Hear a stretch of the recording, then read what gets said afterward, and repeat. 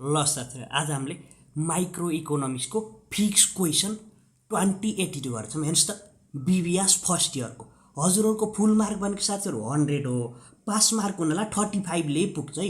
योभन्दा पहिला मैले साथीहरु बिजनेस इङ्ग्लिस र प्रिन्सिपल अफ म्यानेजमेन्टको पनि भिडियो राखेको छु। जो साथीले हेर्नु भएन गएर हेर्न सक्नुहुन्छ है। म लास्टमा लिङ्क पनि दिन्छु के, इन्ड स्क्रिनमा लिङ्क पनि दिन्छु। सबभन्दा सुरुमा हामीले सिलेबस कुरा गरौँ है। सिलेबस कति पढ्न पर्छ, कहाँबाट कति मार्क्स आउने हो, त्यसको बारेमा छलफल गरौँ है।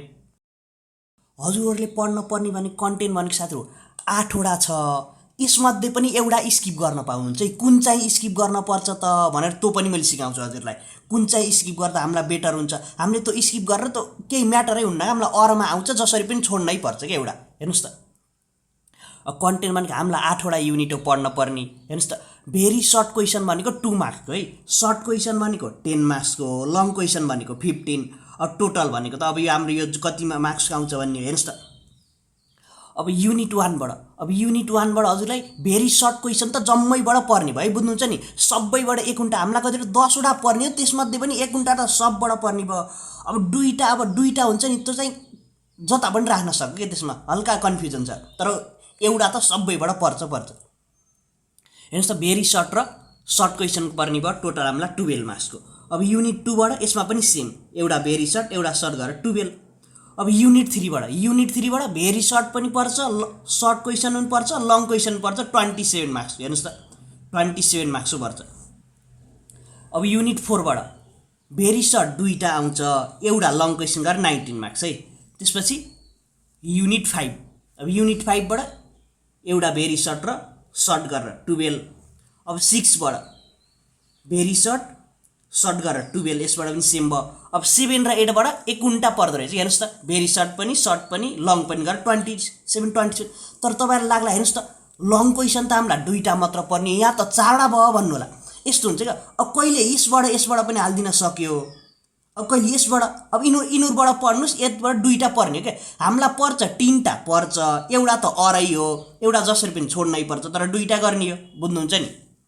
नजिक किन यहाँ पनि हेर्नुस्, 2 4 5 2 4 6 7 वटा भयो। अब हामीलाई त आउने 5 वटा मात्र हो भन्नु होला। अब 6 वटा हामीलाई क्वेसनमा दिन्छ, एउटा त स्किपै गर्ने हो, एउटा बढी भयो। अब एउटा स्किप हुन सक्छ कि नआइदिन सक्छ, नजुकिन त्यसमा। अब मैले बताउँछु है हजुरलाई। हेर्नुस् त, भेरी सर्ट कतिवटा पर्ने हो, 10 × 2 गरेर 20 हो। यहाँ त 9 वटा मात्र भयो, एउटा जताबाट हाल्न सक्छ क्या, त्यसमा नजुकिने, एउटा त जसरी पनि पर्ने हो। तर 5 वटा मात्र हो हामीलाई सर्ट क्वेसन फेरि। अब यहाँ 7 वटा भयो, नजुकिन एउटा। अब सबैबाट त पर्दैन नि, बुझ्नुहुन्छ नि। अब यो 6 बाट परेन भने अब 5 बाट इनुरबाट पर्दिन सक्छ, त्यसरी हुन्छ के। अब त्यसपछि लङ क्वेसन फेरि दुईटा पर्ने है। अब हेर्नुस् त, यहाँ मैले 4 वटा भन्यो नि, अब इनु दुईटा जुनबाट पनि पर्न सक्यो के, त्यसमा 100% भएन, 3टा त पर्छ। अब दुईटा मात्र गर्ने हामीले, क्वेसन त 3टा दिन्छ नि हामीलाई, अर हुन्छ नि, यसमा पनि अर हुन्छ है। सर्ट र लङमा अर हुन्छ के, 30 मार्क्सको। अब एउटा कुरा नजुकिन, हामीले जसरी पनि के गर्न पर्छ साथीहरु, चाहिँ स्किप गर्न भन्ने सिकाउँछु मैले। युनिट 3 स्किप गर्न सक्नुहुन्छ है हजुरले, किन भन्नु होला। यसबाट साथीहरु म्याक्सिमम नम्बर अफ आउँछ। हेर्नुस् त, 27 मार्क्सको आउने हो। अब के हुन्छ भन्दै, अब हामीले 2 मार्क्सको त केही भएन, 2 मार्क्सको अब मिलाएर पनि लेख्न सक्नुहुन्छ, नाइ पनि सोधसाथ गरेर लेखे पनि भयो, एउटा स्किप गर्दा पनि फरक परेन।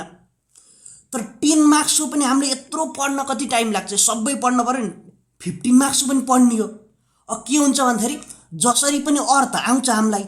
अब हामीले सबै पढ्दियो भने त यो पनि छोड्न पाए, जसरी पनि छोड्ने हो। युनिट 3 छोडिदिनु सजिलो हुन्छ हजुरलाई।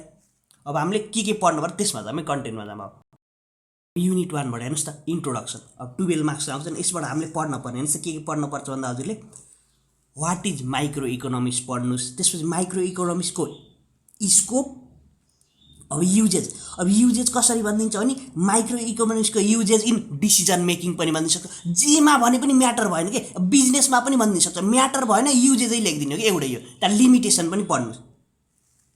अर्को भनेको प्रोडक्सन पोसिबिलिटी कर्भ, जोले क्लास 12 मा इकोनोमिक्स पढ्नुभएको थियो, यो त कति रिपिटेड क्वेसन हो। अर्को के जान्नुपर्छ, प्रिन्सिपल अफ इकोनोमिक्स 10 वटा दिएछ नि, 10 मार्क्सको लागि हो। अर्को के जान्नुस्, मार्जिनल एन्ड इन्क्रिमेन्टल एनालाइसिस, यतिबाट एउटा पर्छ, लेखेर राख्नुहोस् हजुरले। अब युनिट 2 बाट हेर्नुस् त, युनिट 2 बाट मार्केट इक्विलिब्रियमबाट है हामीले पढ्न पर्ने। हेर्नुस् त, डिमान्ड फङ्सन पढ्नु है, व्हाट इज डिमान्ड फङ्सन पढ्नुहोस्। त्यसपछि डिमान्ड फङ्सनको types, determinants, movement and shift in demand curve, यो पनि पढ्न पर्यो। यसैसँगै डिमान्डको सर्टमा त्यहाँबाट सप्लाई फङ्सन पनि साथै यहाँ सप्लाई कर्भ भएछ, सप्लाई फङ्सनको पनि types, determinants, movement and shift in supply curve, यो पनि पढ्नु। अर्को हेर्नुहोस् त के पढ्नुहोस् भन्दाखेरि effect of change in demand and supply on market equilibrium.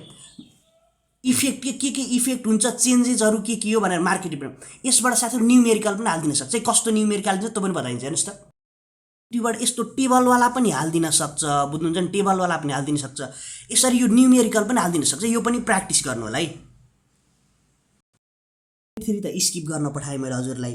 अब युनिट 4 बाट हेर्नुहोस् त कन्ज्युमर बिहेभियर, यसबाट के पढ्नु पर्छ भन्दाखेरि कार्डिनल अप्रोच पढ्नुहोस्, त्यहाँबाट कन्ज्युमर इक्विलिब्रियम एन्ड लिमिटेसन। अर्को भनेको डेरिभेसन अफ डिमान्ड कर्भ, त्यसपछि अर्को भनेको ओर्डिनल अप्रोच, त्यहाँबाट प्रोपर्टिज अफ इन्डिफरेन्ट कर्भ, त्यहाँबाट income effect of normal goods, inferior goods, जे पनि भनिदिन सक्छ। त्यसपछि price effect of nominal goods, inferior goods, एउटै हो नि क्या, दुइटै इन्कम र प्राइज भनेको एउटै हो नि, दुइटैको एउटा मिलाएर लेख्न पर्छ, केही फरक छैन। युनिट 5 हेर्नुहोस् त थ्योरिज अफ प्रोडक्सन है, हामी हेर्नुहोस् त थ्योरिज अफ प्रोडक्सनमा प्रोडक्सन फङ्सन। अब यसको सर्ट रन स्पेसल्ली सर्ट जाने पुग्छ, हामीले लङ खासै सोध्दैन के। तर अब डौलस प्रोडक्सन फङ्सन यो पनि जान्नुहोस् है। अर्को हेर्नुहोस् त law of variable properties proportion, त्यसपछि आइसोक्वेन्ट एन्ड आइसोकस्ट कर्भ, त्यहाँबाट law of return to scale, यति जाने पुग्छ है हजुरलाई।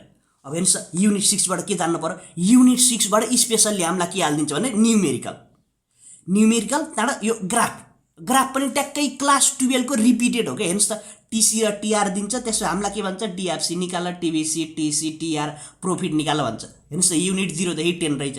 तर बिहेभियर के टिएफसी के हुन्छ, यो भनेको फिक्स हुन्छ, टिबिसी के हुन्छ भेरिएबल हुन्छ, टिसी के हुन्छ यो राइज हुँदै जान्छ, यिनीहरू दुईटालाई एड गर्दै लेख्ने हो। तर ग्राफ हेर्नुहोस् त टिआर, टिसी, प्रॉफिट निकाल्ने नाइन हामीलाई सिधै टेबल गराएर के दिन्छ, टिसी निकाल, टिबिसी, त्यहाँबाट एबिसी, यिनीहरू भन्छ के। यो ट्याक्कै 12 को मैले इन डिस्क्रिप्टमा भिडियो पनि दिन्छु, 12 को न्युमेरिकलवाला पनि दिन्छु हजुरलाई। त्यसपछि यो ग्राफ कसरी गराउने त्यो पनि दिन्छु, नजाने भएर। हेर्नुहोस् त युनिट 7 प्रोडक्ट प्राइसिङ थ्योरी है, यो प्रोडक्ट प्राइसिङ थ्योरी। हेर्नुहोस् त price and output determination under perfect market भने पनि भयो, कम्पिटिसन भने पनि भयो। यो त 12 को छ हजुरलाई, फर्स्ट इयरमा बेसिक चाहिँ हुन्छ कि 11 र 12 को मिक्स गरेर छ। अर्को के जान्नु, यसैमा price and output determination under monopoly market जाने पनि भयो, तर मोनोलोस्टिक मार्केट एउटा है साथीहरु, नजुकिनला यो पनि जान्नु। अर्को हेर्नुहोस् त short run supply function for a competitive firm. अर्को के जान्नुहुन्छ, जोइन्ट प्रॉफिट म्याक्सिमाइजेसन कार्टेल। अर्को के जान्नुहोस्, प्राइस डिस्क्रिमिनेसन, त्यसपछि स्किमिङ प्राइस, टाइप्स अफ कार्टेल पनि जान्नुहोस्। अब लास्ट हेर्नुहोस्, लास्ट भनेको थ्योरी हो। अब थ्योरी, अब इकोनोमिक्समा थ्योरी त हुनै पर्यो। हेर्नुहोस् unit theory of factor pricing, modern theory of rent, तर marginal productivity theory of wages, तर लो लेभल फन्ड थ्योरी अफ इन्ट्रेस्ट। अर्को के जान्नुहोस्, liquidity preference theory of interest है। अर्को के जान्नुहोस्, dynamic theory of profit, innovation theory of profit. यति जाने इनफ हुन्छ है हजुरलाई।